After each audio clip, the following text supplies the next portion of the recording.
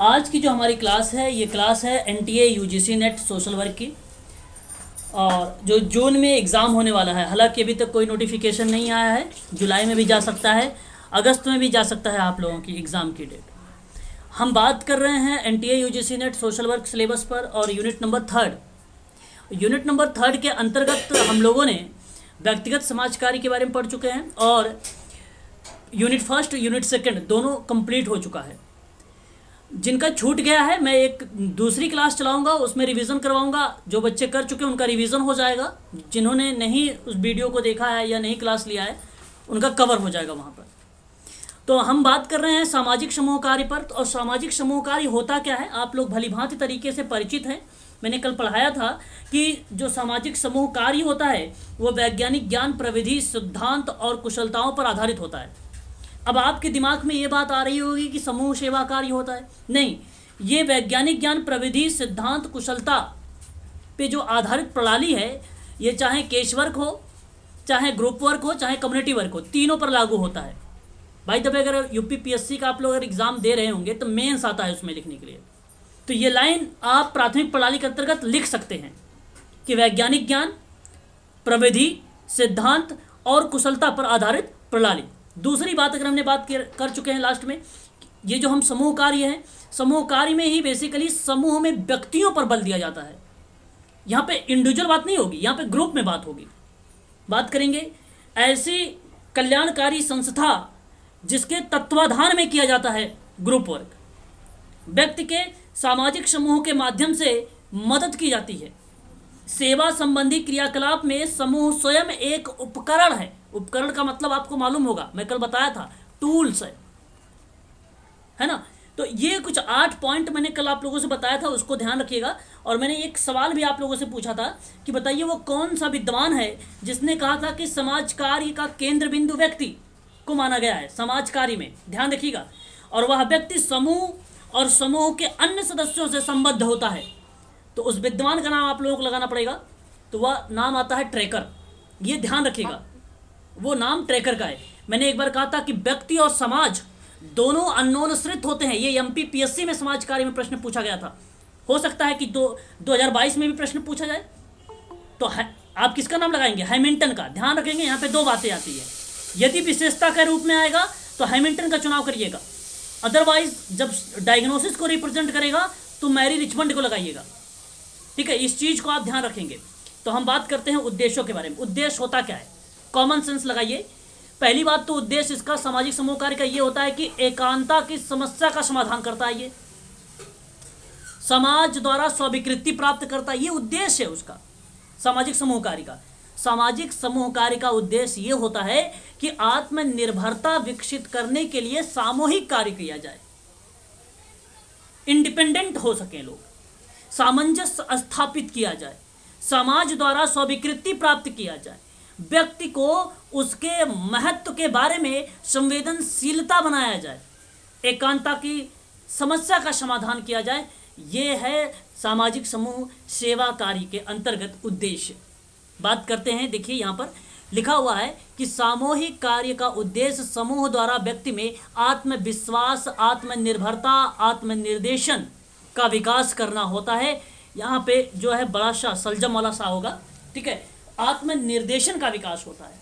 अगर हम बात करें तो यहाँ पर आप सामाजिक कार्यकर्ता व्यक्तियों में सामंजस्य, यहाँ पर देखिए व्यक्तियों लिखा गया, थोड़ा सा यहाँ पे मिस्टेक है, व्यक्तियों में, ठीक है, व्यक्तियों में सामंजस्य को बढ़ाने और सामूहिक उत्तरदायित्व एवं चेतना का विकास करने में सहायता देता है।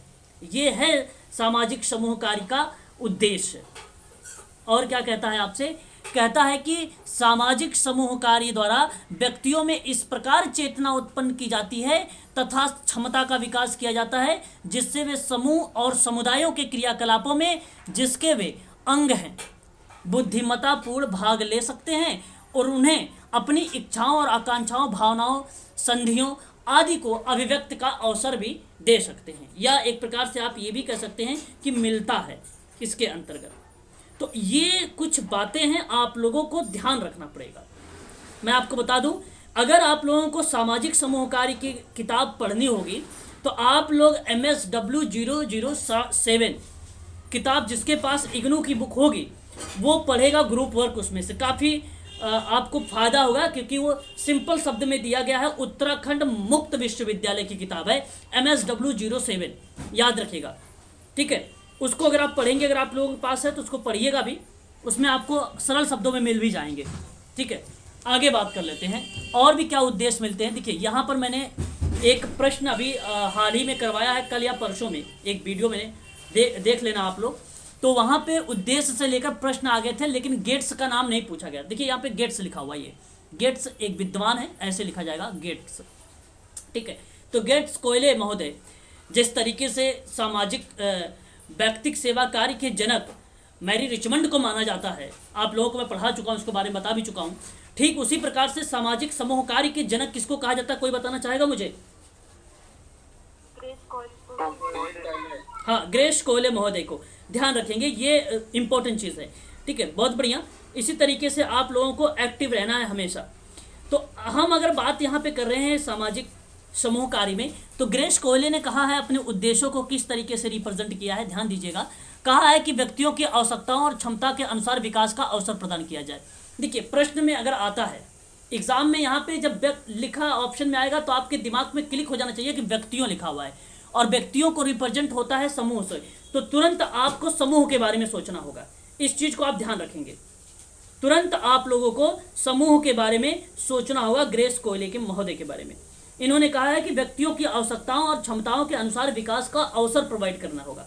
दूसरी बात इन्होंने कहा है, ध्यान दीजिएगा, कि व्यक्ति को अन्य व्यक्तियों, समूहों और समुदाय में समायोजन प्राप्त करने की सहायता होती। कहने का तात्पर्य देखिए, व्यक्तियों की सहायता और क्षमता के अनुसार विकास प्रोवाइड करना होगा, ये एक उद्देश्य बनता है ग्रेस कोयले के महोदय द्वारा। और ये कहते हैं सामाजिक समूह कार्य में, और कहते हैं कि जो सामाजिक समूह कार्य होगा वो व्यक्ति के अन्य व्यक्ति, जैसे जो ग्रुप बनेगा उसमें एक व्यक्ति नहीं होगा, कई व्यक्ति होंगे, उन व्यक्तियों में समूह और समुदाय से समायोजन प्राप्त करने के साथ, मतलब एक प्रकार से कोऑर्डिनेशन करने की बात करेगा, सामंजस्य होना चाहिए। ऐसा नहीं कि आपस में लोग है अवांछनीय व्यवहार वहां पे उत्पन्न कर दे, सांप्रदायिकता फैलाने लगे, ये गलत हो जाएगा। इन्होंने कहा है कि समायोजन की सहायता प्रोवाइड करने के लिए, है ना, इस चीज को ध्यान रखिएगा। ये ग्रेस कोयले महोदय की दूसरी बात है। तीसरी बात इन्होंने कहा है कि समाज के विकास हेतु व्यक्तियों को प्रेरित करना होगा। आपको ऐसा गोल बनाना होगा कि समाज के विकास के ध्यान में रखते हुए, ताकि समाज का डेवलप हो, उसको ध्यान में रखते हुए व्यक्तियों को मोटिवेशन देना होगा। इस तरीके की बात ग्रेस कोयले महोदय कहते हैं, इस चीज को ध्यान रखिएगा। इन 4 पॉइंट में से एक पॉइंट जरूर आपको ऑप्शन में मिल जाएगा, ध्यान दीजिएगा। और चौथी पॉइंट की बात अगर हम करें, और ये चौथी यानी लास्ट पॉइंट है, ये व्यक्तियों को अपने अधिकारों, ध्यान दीजिएगा, सीमाओं और योग्यताओं के साथ साथ अन्य व्यक्तियों के अधिकारों और योग्यताओं एवं अंतरों को पहचानने की सहायता देना। कहने का तात्पर्य यह है कि व्यक्तियों को अपने अधिकार, मतलब सत्ता यानी शक्ति, सीमाओं और योग्यताओं के साथ साथ अन्य व्यक्तियों के अधिकार को भी, जैसे अगर मैं बात करूं क्रिकेट, अगर जब आप खेलते हैं तो दोनों टीमों को पता होता है रूल, है ना, ठीक उसी प्रकार से उस ग्रुप में अन्य व्यक्तियों के जो अधिकार, उसके भी अधिकार कुछ हैं, उसकी भी कुछ योग्यताएं हैं, उनको पहचानना जरूरी है। आप लोगों को किसकी क्या योग्यता है, किसी कहाँ तक कैपेसिटी है, किसको कितना परामर्श दिया जा सकता है, किसके लिए कितना मैनेजमेंट किया जा सकता है, ये बातें भी ध्यान रखना। ये ग्रेस कोयले की 4 बातें हैं। पहली, व्यक्तियों की आवश्यकता को ध्यान में रखकर उसे अवसर देना है। दूसरी, उसको समायोजित करना है, चाहे समूह हो चाहे समुदाय हो। तीसरी, व्यक्तियों को मोटिवेशन देना है, ध्यान में रखकर कि समाज का विकास हो सके। चौथा, आपको ध्यान रखना है कि व्यक्तियों के जो अपने अधिकार, जो सीमाएं हैं, उन योग्यताओं को आपको सही तरीके से पहचानना जरूरी है, यानी पहचान करना आना चाहिए आप लोगों को। ये 4 बातें हैं, आप लोगों को ध्यान रखना है। ग्रेस कोयले महोदय के द्वारा, विभिन्न विद्वानों द्वारा सामूहिक कार्य को उद्देश्य बताए गए हैं। आगे अगर हम बात करते हैं एक और विद्वान के नाम मेहता के बारे में। मेहता एक ऐसे विद्वान हैं, इन्होंने 4 पॉइंट बताए हैं। पहली पॉइंट इन्होंने ये बताया है, कहा है कि परिपक्वता प्राप्त करने के लिए व्यक्तियों की सहायता करना। परिपक्वता का मतलब होता है मैच्योरिटी। मैच्योरिटी प्राप्त करने के लिए व्यक्तियों को मदद करनी होगी, ताकि वो मैच्योर हो सके, आत्मनिर्भर हो सके और वो स्वतंत्र हो सके। ये बात मेहता कहते हैं। दूसरी बात अगर हम करें यहाँ पे, तो पूरक, सामवेगिक और सामाजिक खुराक प्रदान करना। यहाँ पे अगर हम जब खुराक की बात करते हैं, कोई मुझे बताना चाहेगा खुराक किस चीज को रिप्रेजेंट किया जा रहा है? बताएं। मेहता महोदय के द्वारा जो खुराक शब्द यहाँ पर प्रदान करने की बात की गई, सामाजिक खुराक जी, उसकी नीड को आवश्यकता वेरी गुड। यहाँ पे नीड, यहाँ पर इन्होंने जो शब्द बताया है आवश्यकता, नीड, यही सबसे ज्यादा इंपॉर्टेंट शब्द है। खुराक का मतलब यहाँ पे नीड को रिप्रेजेंट किया गया है, तो उसको जो जो नीड होगी उसके आधार पे आपको मैनेजमेंट करना है और उसे समाज की मुख्य धारा से आप लोगों को जोड़ना है, ये बात कहते हैं मेहता महोदय। आगे अगर हम बात करते हैं नागरिकता एवं जनतांत्रिक, ये ऑप्शन में भी था, ये पॉइंट में था मेहता महोदय का, क्वेश्चन में शायद 2005 यूजीसी एनटीए, अगर आप देखेंगे यूजीसी नेट का क्वेश्चन पेपर, तो उसमें सामाजिक समूह कार्य का उद्देश्य नहीं था, प्रश्न आया था और एक पॉइंट में ये पॉइंट डाला गया था। ठीक है, नागरिकता तथा जनतांत्रिक भागीकरण को बढ़ावा देना, इस चीज को रिप्रेजेंट करता है मेहता महोदय का उद्देश्य। मेरी आवाज क्लियर है? बैकग्राउंड आवाज तो नहीं जा रही ज्यादा तेज? क्लियर है ना? स्पष्टीकरण है?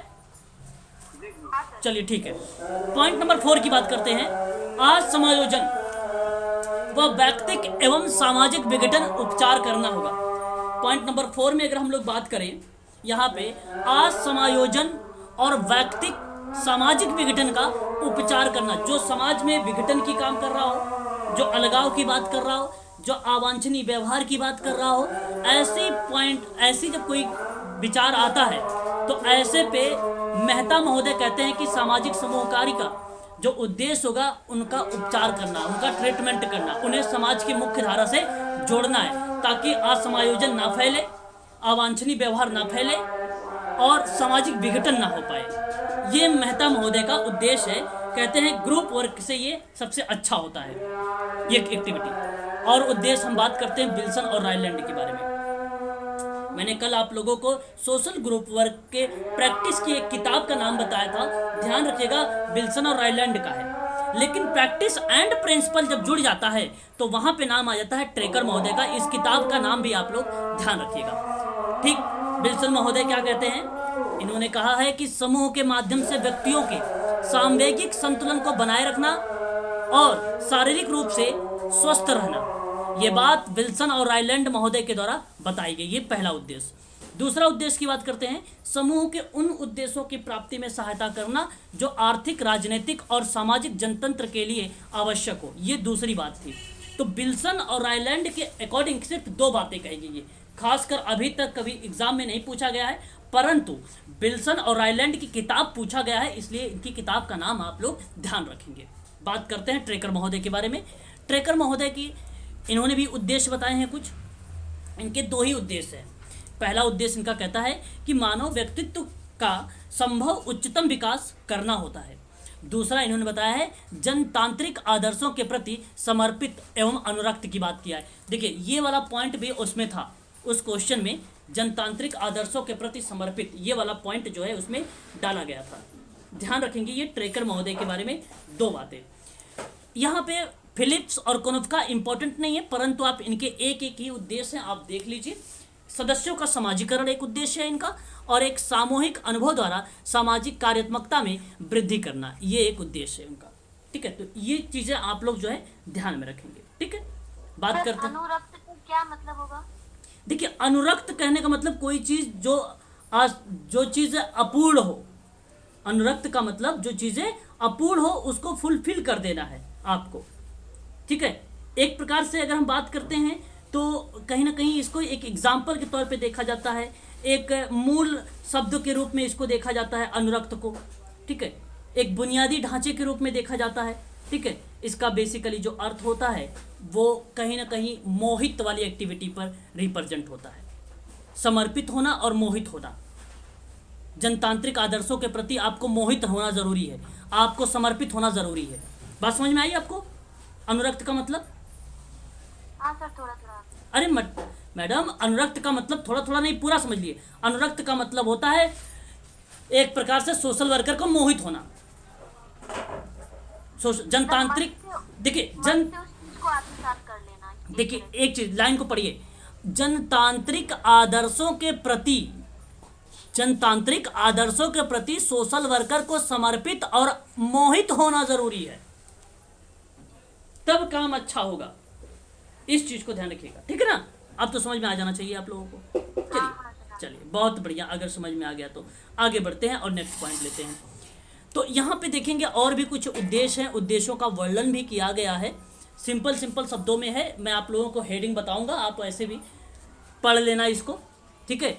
देखिए, जैसे अगर हम बात करते हैं जीवनोपयोगी आवश्यकताओं की पूर्ति करना, सबसे सरल सी बात है। ये उद्देश्य का एक प्रकार से वर्णन हो रहा है। सामाजिक समूह कार्य में प्रारंभ आर्थिक समस्याओं का समाधान करने से हुआ है, परंतु कालक्रम के साथ साथ उसके अनुभव भी किया गया है कि आर्थिक आवश्यकताओं का समाधान सभी समस्याओं का समाधान नहीं होता है। स्वीकृति, स्नेह यानी प्रेम, भागीकरण, सामूहिक अनुभव, सुरक्षा आदि जैसी आवश्यकताएं होती हैं। तो जीवनोपयोगी आवश्यकताओं की पूर्ति करना, सिंपल सी बात है, नीड को ध्यान में रखना है, पहली बात। दूसरी बात अगर हम करते हैं तो सदस्यों को महत्व प्रदान करना है। आप लोगों को जो भी ग्रुप में या आप जब ग्रुप वर्क करेंगे उस समय जो भी व्यक्ति होंगे उसमें, उसके जो सदस्य होंगे, उन व्यक्तियों को आपको क्या करना है भाई, महत्व देना जरूरी है, ठीक है। तो कहने का तात्पर्य ये होता है कि समाज में सम्मान हो यदि मानव विकास के स्तर को सूक्ष्म अवलोकन किया जाए।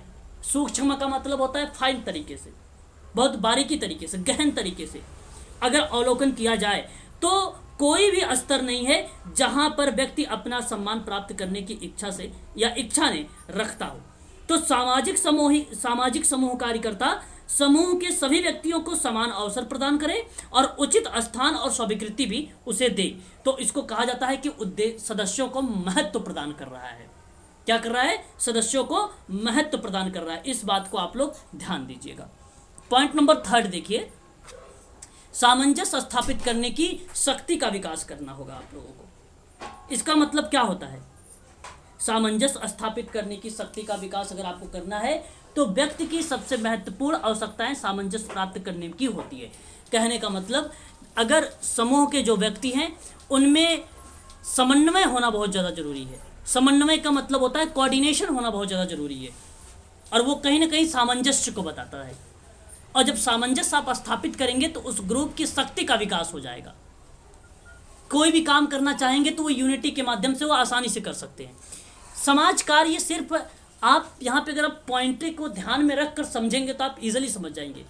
ऐसा कुछ इसमें फैक्ट से आधारित जो प्रश्न बनते हैं वो मैं आपको लिखवा रहा हूँ, उसको आप लिखते रहिए। यहाँ पे लिखने की बात नहीं, यहाँ पे केवल समझने की बात है। बस बात करते हैं हम लोग सामाजिक समूह कार्य के अर्थ में। देखिए, सामाजिक समूह है, सामाजिक समूह कार्य नहीं है। बात को ध्यान रखिएगा आप लोग। ये ग्रुप केवल सोशल ग्रुप है। सोशल ग्रुप कहते किसे हैं? देखिए, यहाँ पे कहा गया है कि जब 2 या 2 से अधिक व्यक्ति समान उद्देश्य के लिए एक दूसरे के संबंध स्थापित करते हैं और प्रभावित होते हैं तो व्यक्तियों के ऐसे संग्रह को सामाजिक समूह कहा जाता है।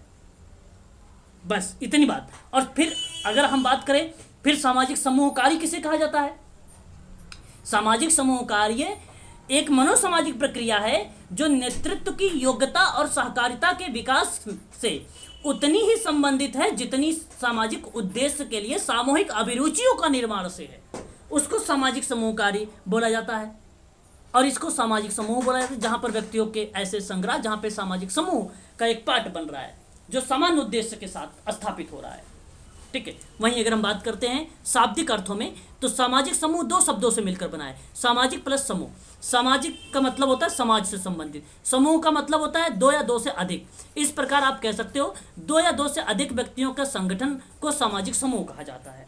और समाजशास्त्र में समूह का जो मतलब बताया गया है वो कहा गया है कि 2 या 2 से अधिक व्यक्तियों के मात्र संग्रह से ही नहीं होता है, जैसा कि मैकाइवर पेज का कहना है कि समूह से हमारा आशय है, मतलब तात्पर्य एक ही होता है, व्यक्तियों के किसी भी ऐसे संग्रह से जो एक दूसरे के साथ सामाजिक संबंधों में लाए गए हों। इस प्रकार समाजशास्त्र में समूह से मतलब बनता है कम से कम 2 या 2 से अधिक व्यक्ति और उसमें सामाजिक संबंध होने से। सामाजिक संबंध का तात्पर्य व्यक्तियों के संपर्क से है, और समूह में व्यक्ति एक दूसरे के प्रति जागरूक होते हैं। ये बात भी आप लोगों को भलीभांति तरीके से परिचित भी होंगे। आगे हम बात करते हैं सामाजिक समूह की परिभाषा में। केवल आगमन और निम्नकाफ की अगर परिभाषा की बात करें तो जब 2 या 2 से अधिक व्यक्ति एक साथ मिलकर रहें और एक दूसरे पर प्रभाव डालने लगे तो हम उसे कह सकते हैं कि ये सामाजिक समूह, यानी यह समूह का निर्माण है, और इसी को हम कह सकते हैं ये है सामाजिक समूह। आप ध्यान रखेंगे इसी पॉइंट को, ये बहुत ही सिंपल परिभाषा है। मैकइवर पेज कहते हैं कि समूह से हमारा तात्पर्य है कि मनुष्य किसी भी ऐसे संग्रह से है, यानी जो व्यक्ति हैं उन व्यक्तियों के कलेक्शन से है जो सामाजिक संबंधों के द्वारा एक दूसरे से क्या है, बंधे हैं, यानी लिंक है। ठीक है, तो उसको हम क्या बोलेंगे, सामाजिक समूह बोलेंगे। सेरिफ उसी तरीके से बोलते हैं। बोगार्ट्स, सामाजिक दूरी का मापन एक है। ये किस विद्वान के द्वारा दिया गया है, कोई बताना चाहेगा मुझे? बोगार्ट्स ने दिया है, ये बात आप ध्यान रखिएगा, बोगार्ट्स का। हम की भावना के बारे में किस विद्वान ने चर्चा किया है? बोगार्ट्स ने कहा है। इस बात को भी आप लोग जो है ध्यान दीजिएगा। बहुत बढ़िया, ऐसे ही आप लोगों को जो है ध्यान पूर्वक पढ़ना भी है और जो है नोट्स भी बनाते रहना है, नोट्स को बराबर देखते भी रहना है। चलिए आगे बढ़ते हैं। इनका कहना है कि समूह किसी वस्तु की इकाई की संख्या है जो एक दूसरे के निकट स्थित है, उसको हम लोग क्या बोलते हैं, सामाजिक समूह। और ये बात कहने वाला कौन विद्वान है, नाम है बोगार्ट्स, ध्यान रखिएगा। आगे बढ़ते हैं।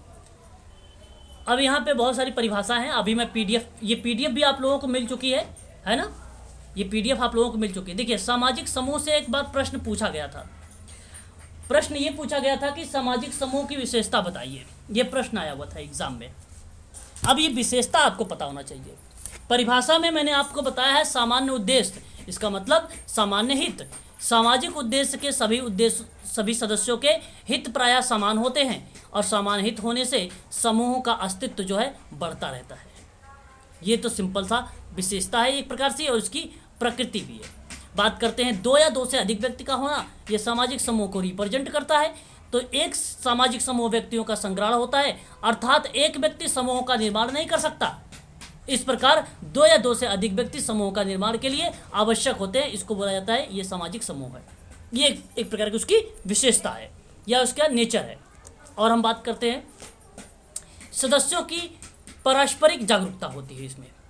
सामाजिक समूह के प्रत्येक सदस्य को अन्य सदस्यों तथा अपने समूह के प्रति जागरूकता होना चाहिए और पारस्परिक जागरूकता से सामाजिक संबंधों का विकसित होता है। प्रत्यक्ष और अप्रत्यक्ष संपर्क भी होता है। समूह के सभी सदस्य में प्रत्यक्ष संपर्क होना आवश्यक नहीं है। छोटे समूह में तो प्रत्यक्ष संपर्क संभव है, जैसे परिवार, खेल समूह आदि, जबकि बड़े समूह में अप्रत्यक्ष संपर्क पाया जाता है, जैसे जाति समूह और वर्ग समूह। ये बड़े समूह कहलाते हैं और अप्रत्यक्ष संपर्क कहलाता है ये जाति समूह और वर्ग समूह। इस चीज को भी आप ध्यान रखेंगे। अनिश्चित आकार होता है, मतलब कोई निश्चित आकार नहीं है कि आप 5 लोग रहेंगे ग्रुप में, 10 लोग रहेंगे ग्रुप में, ऐसा नहीं। बढ़ भी सकते हैं, घट भी सकते हैं। तो सामाजिक समूह का कोई निश्चित आकार नहीं होता है। इसका निर्माण 2 या 3 व्यक्तियों को लेकर 1000 लाख व्यक्तियों तक हो सकता है। वर्तमान युग में जैसे जैसे व्यक्तियों के संबंधों का दायरा बढ़ता जा रहा है, सामाजिक समूहों का आकार भी वृद्धि होने लगी है। यह आप जान रहे हैं। मनुष्यों का संग्रह होता है। सामाजिक समूह की सबसे प्रथम विशेषता यही है कि मनुष्यों का संग्रह होना आवश्यक है। सामाजिक समूह के निर्माण के लिए कम से कम 2 मनुष्यों का संग्रह होना आवश्यक है। केवल एक व्यक्ति की उपस्थिति को समूह नहीं कहा जाएगा, इस चीज को भी आप लोग ध्यान रखेंगे। सामाजिक संबंध पाया जाता है और एकता की भावना भी पाई जाती है सामाजिक समूह में। आगे अगर हम बात करते हैं, सदस्यों के पारस्परिक आदान प्रदान पाए जाते हैं। समूह की सदस्यता ऐच्छिक होती है। ऐच्छिक का मतलब क्या होता है, सकारात्मक। क्या होता है, सकारात्मक। इस चीज को ध्यान रखिएगा। समूह में सदस्यता क्या होती है, सकारात्मक होती है, और ऐच्छिक सदस्यता भी होती है, वही बात है। ठीक है, आगे हम बात करते हैं। नियंत्रण की आवश्यकता होती है, कार्य का विभाजन होता है और एक निश्चित आधार होता है इसमें। ठीक है, ये बहुत ही सिंपल चीज़ें हैं, आप देख सकते हैं। ठीक है, यहाँ पर आपका सामाजिक समूह कार्य की परिभाषा, सामाजिक सामूहिक कार्य की विशेषता विथ उद्देश्य आपके कंप्लीट हो चुके हैं। परिभाषा भी आपका कंप्लीट हो चुका है। अब हम बात करेंगे समाज समूह कार्य के सिद्धांत। ये काफी ज्यादा इंपॉर्टेंट है आप सभी लोगों के लिए। कोई बताना चाहेगा मुझे कितने सिद्धांत होते हैं? 10। वेरी गुड, बहुत बढ़िया, बहुत बढ़िया, बहुत बढ़िया, बहुत बढ़िया। यहां अगर हम बात करते हैं सोशल ग्रुप वर्क का प्रिंसिपल, ध्यान रखेंगे आप सभी लोग। ये सोशल ग्रुप वर्क की प्रिंसिपल ट्रेकर महोदय की बहुत ही फेमस रही है। मैं थोड़ी सी बात बताना चाहूँगा आप लोगों को कि सिद्धांत के आधार पर कुछ संबंध भी बताए गए थे। समाज कार्य की प्रणाली में लगभग समान सिद्धांतों का उपयोग होता है। बुनियादी रूप से या मूलभूत रूप से इसमें मानवतावादी सिद्धांत कार्य करता है। व्यक्तिक कार्य सेवार्थी सामान्य व्यक्ति होता है, वह किसी प्रकार की हीन भावना से नहीं देखा जाता है। कार्यकर्ता यानी आप उसे आदर एवं प्रतिष्ठा देंगे, आत्मसम्मान का बोध कराएंगे, संबंध की स्थापना पर बल देंगे और उसी के अनुसार आप उपचार की योजना भी तैयार करेंगे। समूह स्वयं उपचार, ध्यान दीजिएगा, उपचार योजना में कार्यरत रहता है और सामूहिक कार्य में भी समूह की इच्छा से कार्य किया जाता है। समूह सदस्य प्रथम चरण से लेकर अंतिम चरण तक इसका इम्पोर्टेंस बना रहता है। ये सिद्धांत के आधार पर है और सिद्धांत में मैं आपको बता दूं कुछ बातें कही गई हैं। मेरी आवाज़ वगैरह क्लियर है? चलिए, बहुत बढ़िया है, बहुत अच्छी बात है। तो यहाँ अगर मैं आप लोगों से कुछ बातें करूँ तो आप सब लोग जानते होंगे सामाजिक समूह कार्य में ट्रेकर महोदय ने अपनी बातों को रखा है और उन्होंने 10 भागों में सामाजिक समूह कार्य को डिवाइड किया है। उनका कहना है कि सामाजिक समूह कार्य के सिद्धांत पे कि आम तौर पर विश्वास की प्रणाली के लिए मौलिक सत्य या नींव के रूप में इसे समझा जा सकता है। सिद्धांत सत्य होता है, सार्वभौमिक होता है और अवलोकन और प्रयोग द्वारा परीक्षण भी किया जा सकता है। क्रिया का मार्गदर्शन भी किया जा सकता है। वर्षों से सामाजिक समूह का काम सामाजिक कार्य के तरीके के रूप में उभर कर पहचाना गया है या उभर कर हमारे सामने आया है। इसमें समाज कार्य अभ्यास के जो मूल्य हैं, जो नैतिकता हैं, जो सिद्धांत हैं, उससे प्रेरणा लेकर अपने स्वयं के सिद्धांतों को इन्होंने विकसित किया है। इस तरीके से सामाजिक समूह कार्य में केवल एक ऐसे विद्वान हैं जिनका नाम एच.बी. ट्रेकर और साथ साथ इनके एक और विद्वान का नाम जुड़ा हुआ है, डगलस का। आप ध्यान रखिएगा, अगर एग्जाम में प्रश्न में आ जाए कि सामाजिक समूह कार्य के सिद्धांत किसने दिया है और ऑप्शन में ट्रेकर ना हो, तब नाम लगा दीजिएगा आप लोग डगलस का भी। इन्होंने इस 10 सिद्धांत को प्रतिपादित किया है। यहाँ पे डगलस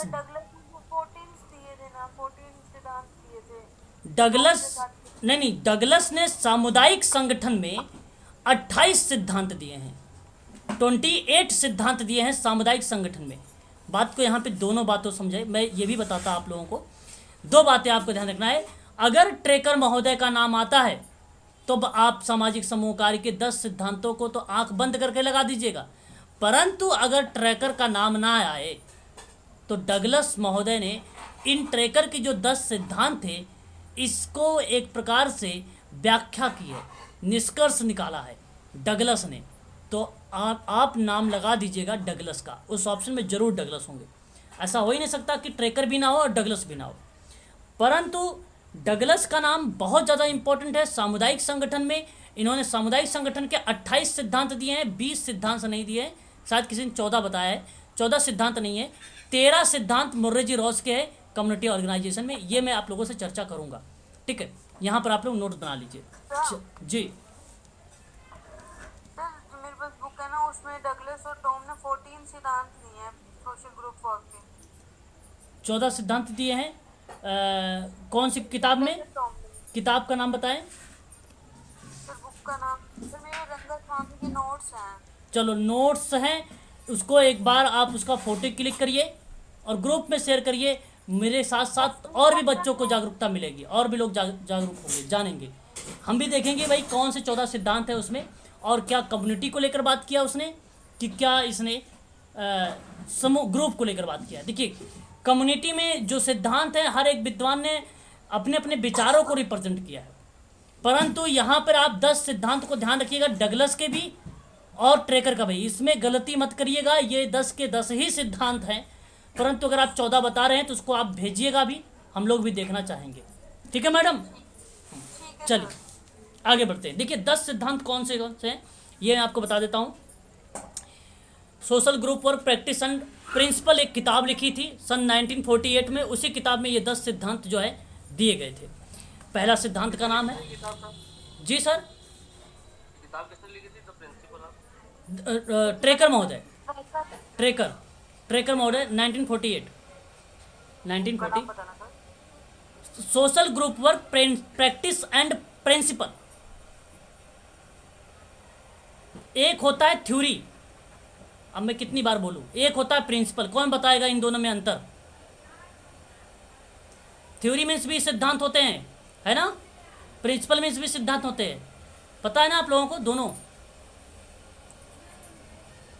बताइए हाँ या ना। दोनों का अर्थ सिद्धांत ही है। दोनों अलग अलग हैं कि एक हैं? बताइए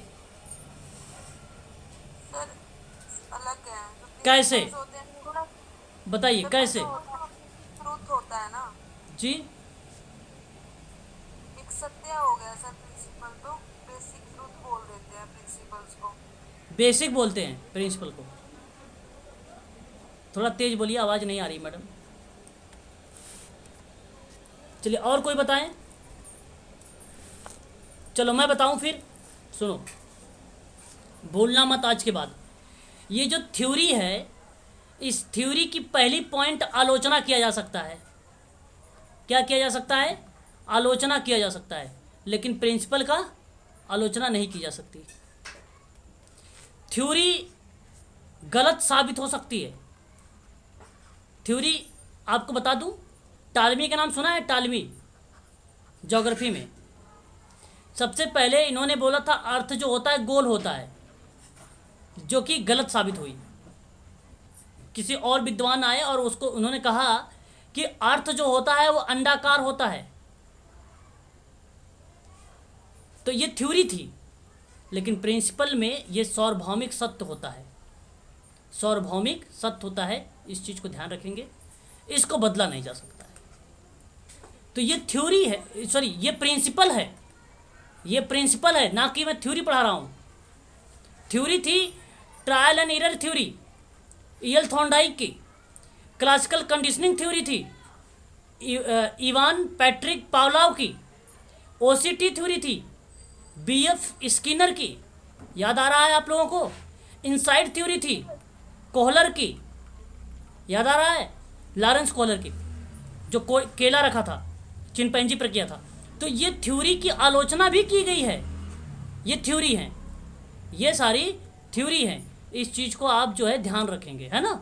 चलिए, तो प्रिंसिपल्स को एक तरह से नियम कह सकते हैं ना। हाँ बिल्कुल, नियम पर ही आधारित है मैम। हाँ, नियम पर ही मैम आधारित है। सत्य है आपकी बात ये। उसमें संशोधन नहीं किया जा सकता है ना सर। बिल्कुल बिल्कुल बिल्कुल। और कल बना हुआ है तो मान नहीं। जो थ्योरी होती है ना, वो वर्क प्रोसेस पे जो निष्कर्ष निकलता है एक तरह से उसके आधार पे बनाए जाते हैं। बिल्कुल बिल्कुल, चार्ज लगा देना एक बार। ठीक, बिल्कुल सही। तो इस चीज़ को आप जो है ध्यान में रखिएगा। चलिए आगे बढ़ते हैं अब हम लोग। तो देखिए, इन्होंने एक सिद्धांत था कि नहीं लगा, नियोजित समूह निर्माण के सिद्धांत, विशिष्ट उद्देश्यों का सिद्धांत, उद्देश्यपूर्ण कार्यकर्ता समूह संबंध के सिद्धांत, निरंतर व्यक्तिकरण का सिद्धांत, निर्देशित समूह बातचीत का सिद्धांत, लोकतांत्रिक समूह आत्मनिर्णय का सिद्धांत, लचीले कार्यात्मकता संगठन का सिद्धांत, प्रगतिशील कार्यक्रम अनुभव का सिद्धांत, संसाधन उपयोग का सिद्धांत और मूल्यांकन का सिद्धांत। ये 10 सिद्धांत थे। इन सिद्धांतों में कुछ इन्होंने अपनी बात भी कही है। अच्छा देखिए, यहाँ पे आप देख लीजिए एचबी ट्रेकर के बारे में, ठीक है, कि किस तरीके से ना हार्ली ब्रेडली ट्रेकर महोदय ने अपनी किताब को लिखा है। सोशल ग्रुप वर्क मैंने अभी बताया था 1948 में प्रिंसिपल एंड प्रैक्टिस किताब थी, और social administration principle and practice एक 1971 में किताब आई थी इनकी, और सोशल ग्रुप वर्क की किताब एक आई थी 1955 में, सामाजिक समूहकारी पर आधारित थी। और उसके बाद इन्होंने न्यू अंडरस्टैंडिंग ऑफ एडमिनिस्ट्रेशंस यानी नया समझ के साथ प्रबंधन की बात किया था, एक किताब आई थी ये सन 1961 में, 1961 में, खास इतना इम्पोर्टेंट ये नहीं है। Citizen board of work new challenge of effective के बारे में बात किया था सन 1970 में, परंतु इतना ये चर्चा में नहीं रही है। एजुकेशन फॉर सोशल एडमिनिस्ट्रेशंस यानी समाज कार्य प्रबंधन के लिए शिक्षा की किताब आई थी 1952 में। ये थोड़ी सी इम्पोर्टेंट है, इसको आप ध्यान रखिएगा।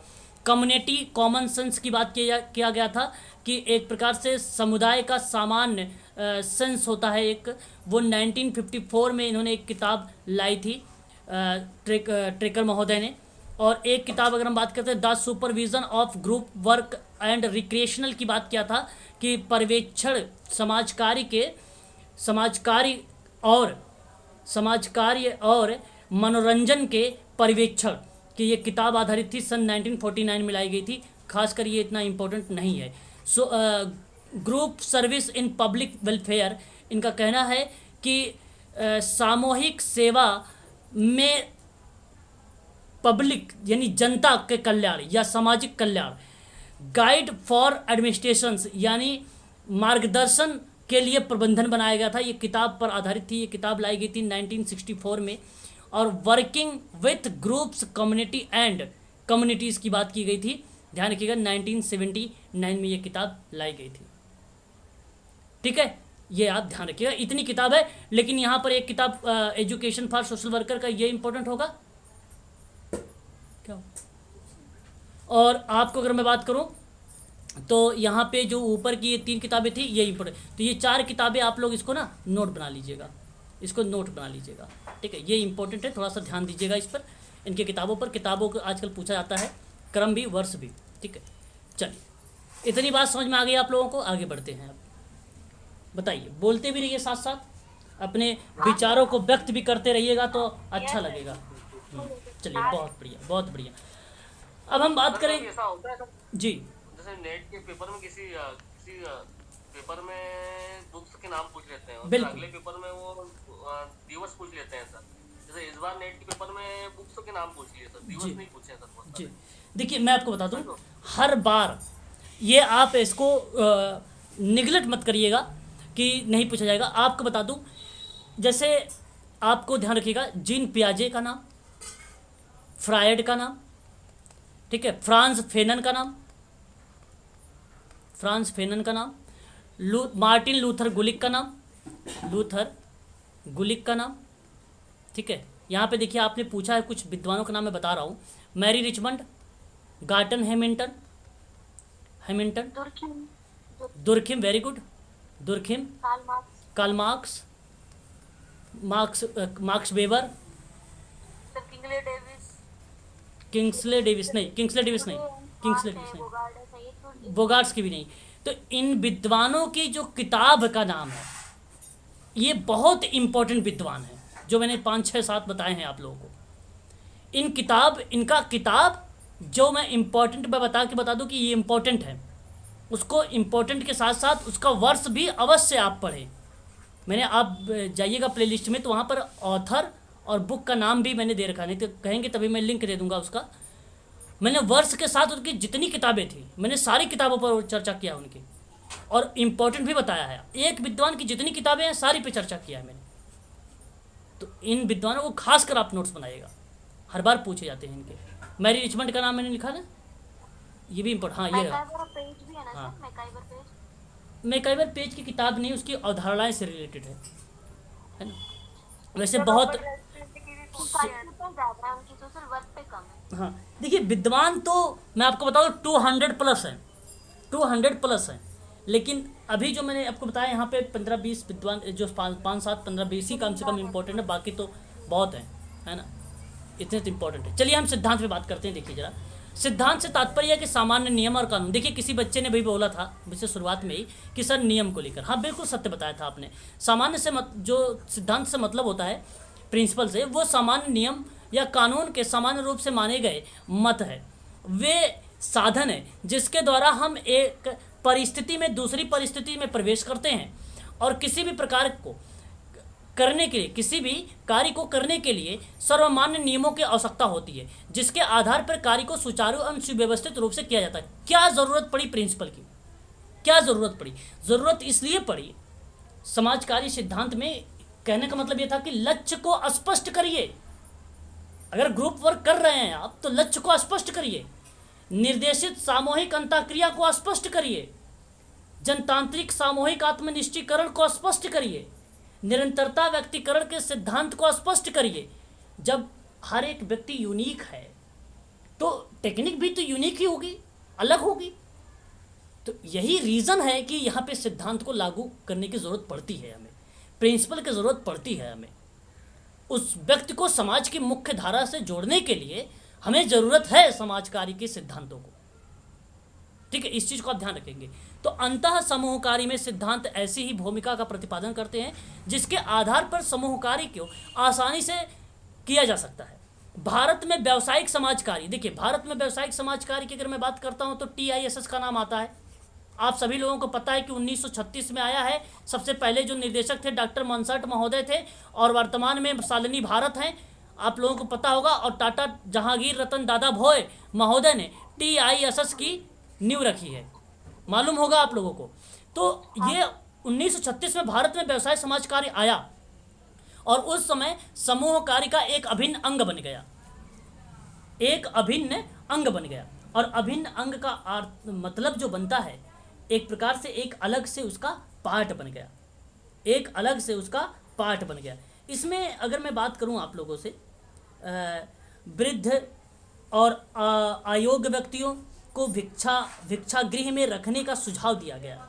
इनकी विधियों का प्रयोग कुछ समय बाद सन 1788 में एक विद्वान का नाम आता है हैम्बर्ग महोदय ने प्रयोग किया। मैं आपको बता दूं 16वीं शताब्दी में, हालांकि आप जानते हैं 16वीं और 17वीं शताब्दी में बेसेंट डिपॉल महोदय ने व्यक्तिगत समाजकारी में सहायता शब्द का प्रयोग किया था। लेकिन 16वीं शताब्दी की अगर मैं बात करूं आप लोगों से ग्रुप वर्क को लेकर, तो 16वीं शताब्दी में ग्रुप वर्क को कहा गया कि सुधार काल में भिक्षावृत्ति को रोकने का प्रयास किया गया और सामान्य दान पेटियां, जिसको आप कहते हैं कॉमन चेस्ट, इसकी हिंदी है सामान्य दान पेटियां की स्थापना की गई। ये कब की गई? 16वीं शताब्दी में। और 1523 ईस्वी में, ध्यान रखिएगा, ज्यूरिख एक विद्वान का नाम है।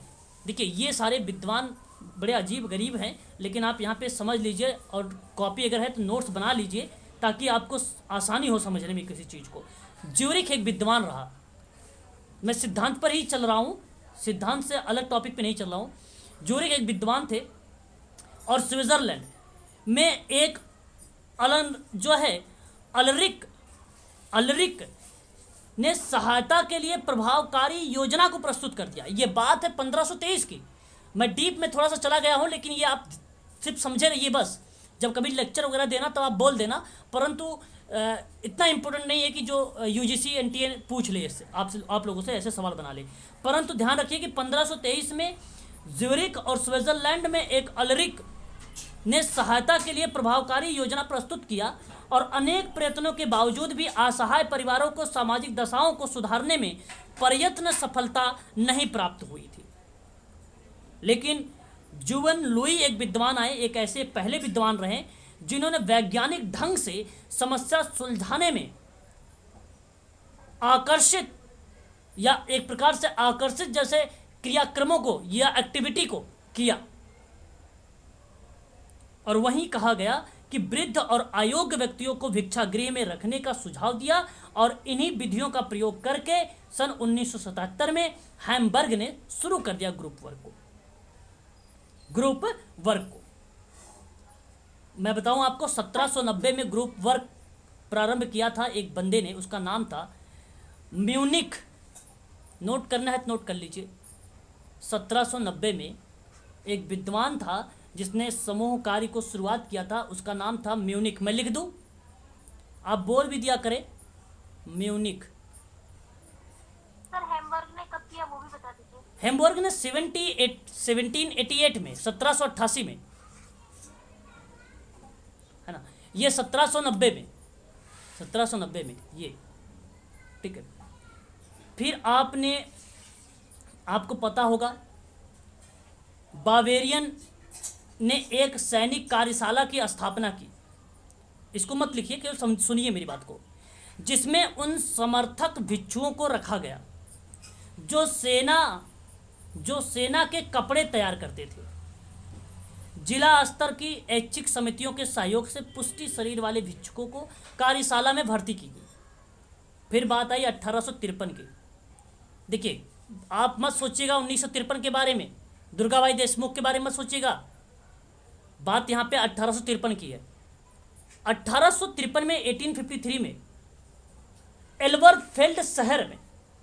एल्बरफेल्ड शहर में भी इसी प्रकार की योजना चलाई गई, इसी प्रकार की योजना चला दी गई, लोगों को मदद करने के परिप्रेक्ष्य से, लोगों की सहायता के परिप्रेक्ष्य से।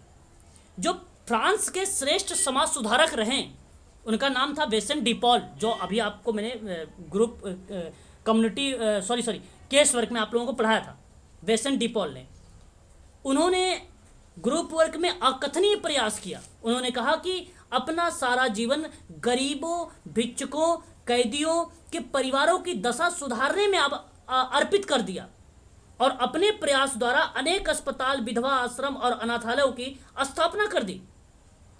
फादर विंसेंट डी पॉल ने सन 1633 में भिक्षा की लड़कियां नामक संघ की स्थापना की थी। ये आपके लिए एक इंपॉर्टेंट पॉइंट हो सकता है।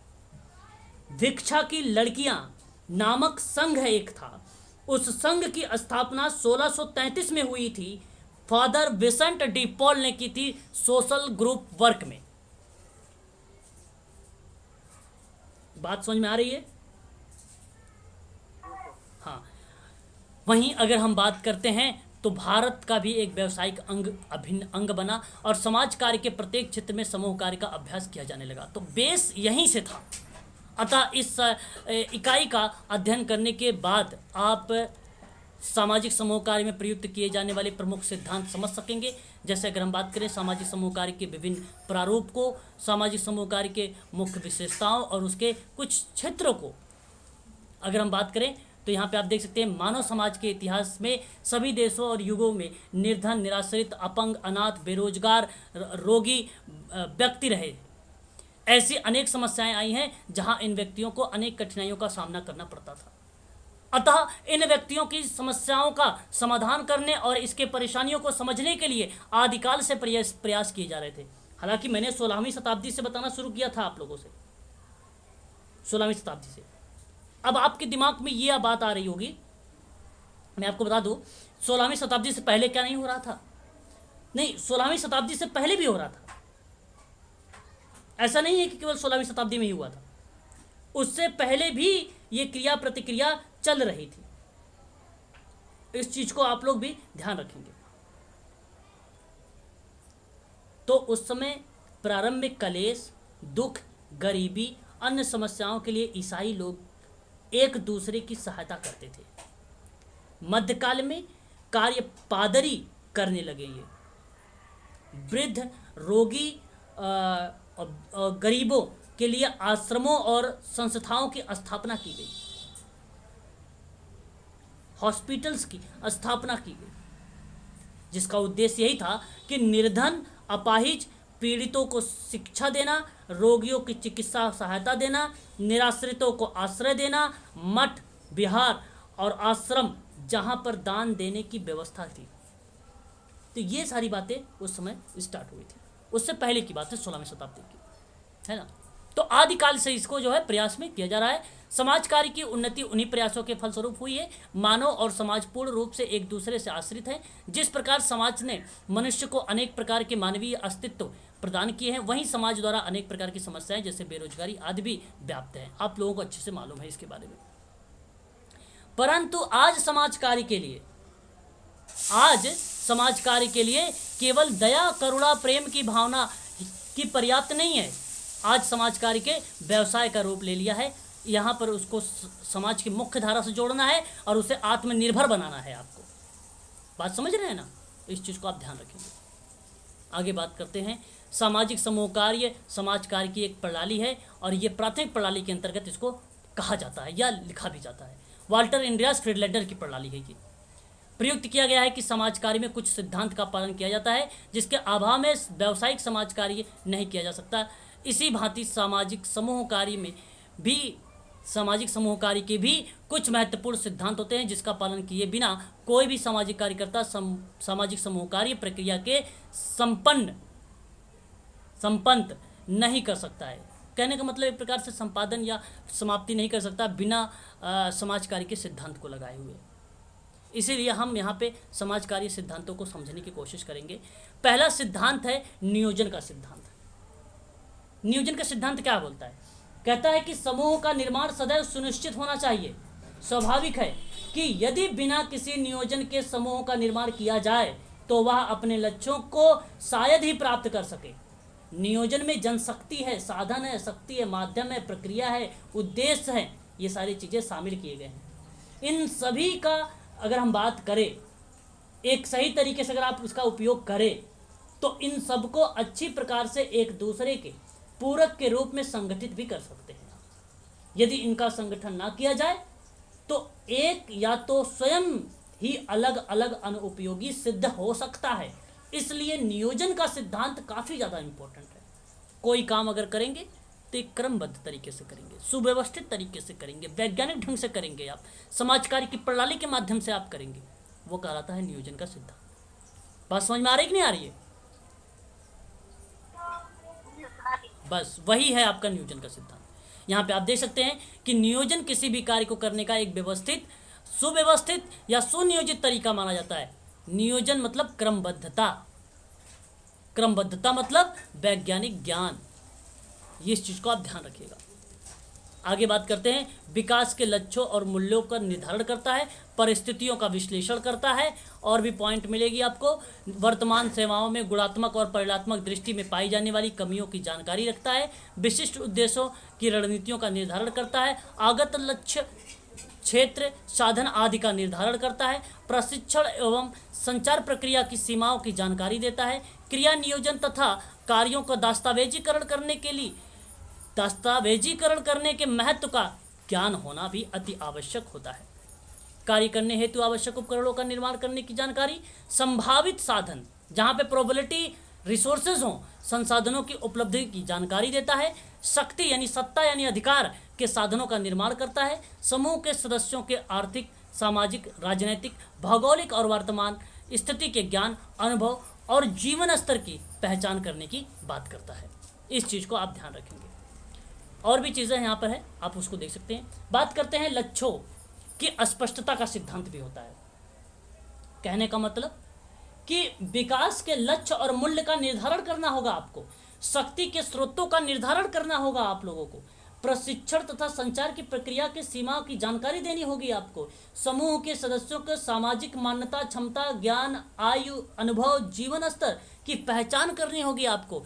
ये लक्ष्य को स्पष्टीकरण का सिद्धांत कहता है कि लक्ष्य स्पष्ट होना चाहिए सामाजिक समूह कार्य में। जब लक्ष्य ही नहीं होगा तो कार्य कैसा होगा? टारगेट होना ज़रूरी है, गोल होना ज़रूरी है। मान लीजिए कि किशोरावस्था के आप लोगों को भली भांति तरीके से पता है कि किशोरावस्था की जो आयु है 12 से लेकर 18 वर्ष है। इसमें शारीरिक परिवर्तन, मानसिक परिवर्तन, सामाजिक परिवर्तन, भाषाई परिवर्तन, नैतिक परिवर्तन इत्यादि पक्ष पर हम अगर बात करें तो ये कहीं ना कहीं लक्ष्यों को स्पष्ट करके किशोर अवस्था के जितने भी बालक हैं, 12 से 18 के अंतर्गत जितने भी बच्चे हैं, उनको समाज की मुख्य धारा से जोड़ा जा सकता है। क्योंकि यही एक ऐसी अवस्था है जिसमें बालक अपराध की श्रेणी में भी जा सकता है और सामाजिक भावना की भी श्रेणी में वो आ सकता है। यही एक ऐसी अवस्था है और यहाँ पर 12 से 18 की आयु में जितने बालक आ रहे हैं, उन बालकों को यानी जो लक्ष्य होगा समाज की मुख्य धारा से अगर उनको जोड़ना है, स्वतंत्र बनाना है, समाज के सकारात्मक एक्टिविटी पर चर्चा करनी है, तो आपका लक्ष्य स्पष्ट होना चाहिए। ठीक है, ये चीज़ आपको ध्यान रखना होगा। आगे अगर हम बात करें, देखिए लक्ष्यों का स्पष्टता, उपलब्ध साधनों को समुचित उपयोग पर बल देना चाहिए। लक्ष्यों पर कार्य निर्भर करते हैं, लक्ष्य पर ही कार्य निर्भर होते हैं या करते हैं। कार्य का प्रारंभ उसका स्वरूप, प्रकृति, उद्देश्य पर निर्भर होने के कारण लक्ष्यों का स्पष्ट होना आवश्यक होता है। लक्ष्य स्पष्ट होने के नियंत्रण में निर्देशन दोनों बेहतर रहते हैं। समूह सदस्यों की भागीदारी यथोचित होती है, मूल्यांकन करने में आसानी होती है। फिर तो ये सारी चीज़ें हैं जहाँ लक्ष्य द्वारा या लक्ष्य प्राप्ति के कार्य हो रहे हैं समूह द्वारा। बात करते हैं 100 उद्देश्यों 100 उद्देश्य संबंध का सिद्धांत। आपको बता दूं, कहता है ये कि कार्यकर्ता की समूह द्वारा स्वीकृति होनी चाहिए, सामूहिक रुचि और भागीकरण का निरंतर वृद्धि होनी चाहिए। यहाँ पे स्वउद्देश्य का क्या मतलब होता है? स्वउद्देश्य का मतलब होता है कि सामाजिक समूह कार्य में सिद्धांत में कार्यकर्ता और समूह के बीच में स्वउद्देश्य संबंध के सिद्धांत काफी इंपॉर्टेंट है। और यह ऐसा होता है कि कार्यकर्ता का अपने समूह के सदस्यों के साथ जो संबंध हो वह निश्चित उद्देश्य सहित हो और उसकी स्वीकृति सहजता से सेवार्थी को मिल सके, उसे प्राप्त हो सके, समस्या सुलझाने की इच्छा का विकास हो सके, प्रेम और आत्मसंचार की पूर्णता हो सके। ये सारी बातें बताता है आपका स्वउद्देश्य संबंध का सिद्धांत। और ये ट्रेकर का है, ये काफ़ी ज़्यादा इंपॉर्टेंट है। यहाँ कार्यकर्ता संबंध के लक्षण के बारे में अगर हम बात करें आप लोगों से, तो आपको ध्यान रखना होगा कि समूह की कार्यकर्ता के द्वारा स्वीकृति होनी चाहिए। स्नेह का मतलब होता है प्रेम, स्नेह और आत्मसंचार की पूर्णता होनी चाहिए। समस्या सुलझाने की इच्छा का विकास होना चाहिए। सदस्यों की इच्छा सर्वोपरि और उसे आत्मनिश्चय का अधिकार होना चाहिए, है ना। सदस्यों को आत्म निर्णय का अधिकार होना चाहिए। ये कहीं ना कहीं स्वउद्देश्य के सिद्धांतों को रिप्रेजेंट करता है। इस चीज को आप लोगों को ध्यान रखना पड़ेगा। क्यों भाई, बात समझ में आ रही कि नहीं आ रही? बताइए जरा एक बार। हाँ, वेरी गुड। समझने की कोशिश करिए कि यहाँ पे नोट्स बनाने की जरूरत नहीं, यहाँ पे समझने की बात है केवल, बस। अगर हम बात करें, मनुष्य एक सामाजिक प्राणी है, वह समाज में ही रहकर अपना जीवन यापन कर सकता है और इसी आवश्यकता को ध्यान में रखकर वह संबंधों का निर्माण करता है और अपनी आवश्यकताओं की पुष्टि संबंध के माध्यम से ही करता है। प्रत्येक सामाजिक स्थिति में संबंधों का विशेष महत्व होता है। सामूहिक कार्य में भी कार्यकर्ता तथा समूह के बीच संबंधों का अत्यंत महत्व होता है। ये तो बहुत ही आसान है स्वउद्देश्यों का सिद्धांत। सर्वप्रथम आप देख सकते हैं, कार्यकर्ता के द्वारा समूह का स्वीकार किया जाना चाहिए, समूह को कार्यकर्ता द्वारा स्वीकार किया जाना चाहिए, स्नेह और आत्मसंचार का पूर्ण भाव व्याप्त हो, समस्या सुलझाने की इच्छा का विकास हो, समूह सदस्यों की भागीदारी और कार्यकर्ता के द्वारा व्यावसायिक ज्ञान का उपयोग हो, सदस्यों की इच्छा सर्वोपरि माना जाए और उन्हें आत्मनिश्चय का अधिकार हो, सदस्यों का आत्मनिर्णय का अधिकार हो। यह सदस्यों की बात है। सदस्य का मतलब ग्रुप में रिप्रेजेंट हो रहा है। सामूहिक रुचि और भागीदारी में निरंतर वृद्धि हो, कार्यकर्ता द्वारा सदस्यों की बातों एवं शिकायतों को ध्यानपूर्वक सुना जाए, कार्यकर्ता को सदस्यों के सामाजिक सांस्कृतिक स्थितियों का ज्ञान हो, कार्यकर्ता को उसी बौद्धिक स्थिति के आधार पर बल दिया चाहिए जिसे बौद्धिक स्थितियों का समूह सदस्य हो। तो ये एक प्रकार की पॉइंटें हैं सारी, आप इसको देख सकते हैं। निरंतर व्यक्तिकरण का सिद्धांत होता है। निरंतर का मतलब होता है सतत, सतत का मतलब होता है कंटिन्यूअस। सामाजिक समूह कार्य में व्यक्तिकरण का सिद्धांत का सतत उपयोग होना चाहिए और बहुधा हर समूह में ऐसे व्यक्ति सम्मिलित रहते हैं जो कि या तो समूह से पूरी तौर पर सामंजित होते रहते हैं या सदैव असमर्थ रहते हैं। समूहगत परिवर्तन के समय उनके सामंजस्य की भरपूर क्षमता नहीं दिखाई देती है। ऐसे लोगों के साथ सामूहिक कार्यकर्ता को व्यक्तिकरण का सिद्धांत का प्रयोग करना चाहिए। इस बात को ध्यान रखिएगा, ठीक है। आगे बात करते हैं, इसके अंतर्गत और भी पॉइंट है। अभिमत एवं पूर्वाग्रह से स्वतंत्र होना चाहिए। पहली बात, आपको भेदभाव नहीं करना है। मानव व्यवहार का ज्ञान होना चाहिए आपके पास। सुनने और अवलोकन करने की क्षमता होनी चाहिए आपके पास। सुनना एक प्रकार का ऑब्जर्वेशन, एक प्रकार का क्या है, टेक्निक है, सोशल वर्क की टेक्निक है। समूह सदस्यों की भावनाओं को समझने की योग्यता होनी चाहिए आपके पास और सदस्यों में आत्मीयता की भावना उत्पन्न करने की योग्यता होनी चाहिए। आत्मीयता यानी आत्मसिद्धि का सिद्धांत किसने दिया है, कौन बताएगा? अरे वाह, वेरी गुड, शाबाश, मैस्लो द्वारा दिया गया है। समस्या के अध्ययन, निदान, चिकित्सा के समूह सदस्यों का सहयोग प्राप्त करने की योग्यता होनी चाहिए। कार्यकर्ता व्यक्तिकरण के माध्यम से सामूहिक सदस्यों की कठिनाइयों को ध्यान में रखता है और उसके अनुसार कार्यक्रम आयोजित करता है जिससे कि प्रत्येक सदस्य कार्यक्रम का हिस्सा बन सके, है कि नहीं। आगे अगर हम बात करते हैं तो यहाँ पे और भी पॉइंट मिलेगी आपको कि निर्देशित सामूहिक अंतःक्रिया का सिद्धांत। सामूहिक कार्य के सिद्धांत में निर्देशित सामूहिक अंतःक्रिया का सिद्धांत बड़ा महत्व है। समस्त सामूहिक कार्य की उपलब्धि समूह के सदस्यों के बीच और समूह के सामूहिक कार्यकर्ता के बीच होने वाली अंतःक्रिया पर निर्भर करती है। इस चीज़ को आप ध्यान रखेंगे। बात करते हैं नेक्स्ट पॉइंट पर, तो हमारा आता है जनतांत्रिक सामूहिक आत्मनिश्चयीकरण का सिद्धांत। जनतांत्रिक क्या होता है? सामाजिक समूह कार्य में जनतांत्रिक सिद्धांत का मतलब क्या होता है?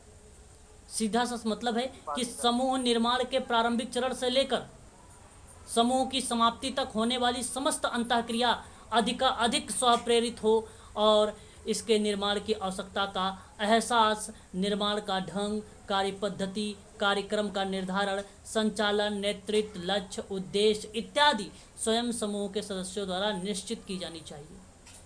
ऐसा नहीं होना चाहिए कि सामूहिक कार्यकर्ता यानी आप उनकी भावनाओं और इच्छाओं के विरुद्ध जाकर उनका कुछ और ही ढंग से उपयोग करने लगे। ऐसा नहीं करना है आप लोगों को, ठीक है। यहाँ पर बराबर का भागीदारी होना जरूरी है। समानता की बात करता है, यानी लोकतंत्र की एक प्रकार से समाज की बात करता है। लोचदार कार्यात्मकता का संगठन, मतलब अगर आप ग्रुप में पढ़ा रहे हैं, ग्रुप में कोई एक्टिविटी करवा रहे हैं, अगर कोई व्यक्ति है असामाजिक व्यवहार उत्पन्न कर देता है, तो आपके पास लोचशीलता का कार्यक्रम का संगठन होना चाहिए, ताकि आप तुरंत मॉडिफिकेशन उसका करें दूसरे टेक्निक से। ग्रुप के साथ साथ उसको तुरंत इंडिविजुअल एक्टिविटी कुछ ना कुछ प्रैक्टिस प्रोवाइड करें। इस चीज़ को आप ध्यान रखना है, उसको लोचशीलता बोलते हैं। प्रगतिशील कार्यक्रम अनुभव का सिद्धांत होता है। प्रगतिशील का मतलब क्या होता है? ये तो सिंपल सी बात है। कहता है कि यह प्रक्रिया बिना रचनात्मक कार्यक्रमों के संभव ही नहीं हो पाती है। जब समूह कार्य प्रक्रिया का प्रारंभ किया जाता है और उसके कार्यक्रमों का प्रारंभ किया जाता है, तो ध्यान देने वाली बात यह होती है कि कार्यक्रम इस प्रकार हो कि जिसमें समस्त रुचियां, आवश्यकताएं, अनुभव, निपुणता, दक्षता शामिल हो या होती जाए। जैसे जैसे इन शक्तियों में विकास होता जाएगा, वैसे वैसे कार्यक्रमों में भी परिवर्तन होता जाता है। ये कहलाता है प्रगति, इम्प्रूव हो रहा है। मूल्यांकन के माध्यम से भी कर सकते हैं। साधनों का उपयोग करना चाहिए। बिना TLM का प्रयोग किए आप कोई काम नहीं कर सकते हैं, है ना। TLM हो सकता है, ये रिसोर्सेज हो सकता है, संसाधन हो सकता है, इसका उपयोग आपको करना ही पड़ेगा, है ना। बात करते हैं मूल्यांकन, तो मूल्यांकन काफ़ी इंपॉर्टेंट है। मूल्यांकन से पता चलता है कि वह कितना सीखा है, कितना नहीं सीखा है। तो सामाजिक सामूहिक कार्यकर्ता को ये चाहिए कि वह समूह की गतिविधियों का बीच बीच में आवश्यकता अनुसार मूल्यांकन करे, और इस प्रकार के किए गए मूल्यांकन से समूह की शक्तियों का समुचित नियोजन हो, नियंत्रण, आवश्यक परिमार्जन करने की सुविधा हो। सामूहिक कार्यकर्ता को अपने कार्य को समझने और सुधारने का अवसर मिले। ये मूल्यांकन का एक पार्ट बन जाता है। मूल्यांकन इसीलिए किया जाता है, ठीक है। तो ये कुल टोटल थे 10 सिद्धांत। आज आपका ये जो है ग्रुप वर्क का प्रिंसिपल, अवधारणा और परिभाषा, उद्देश्य, विशेषता सहित आपके टॉपिक समाप्त हुई है। कल हम यूनिट नंबर 3 में ही समूह कार्य के आगे बढ़ेंगे और भी कुछ टॉपिकों पर चर्चा हम लोग करेंगे। चलिए आज के लिए बस इतना ही।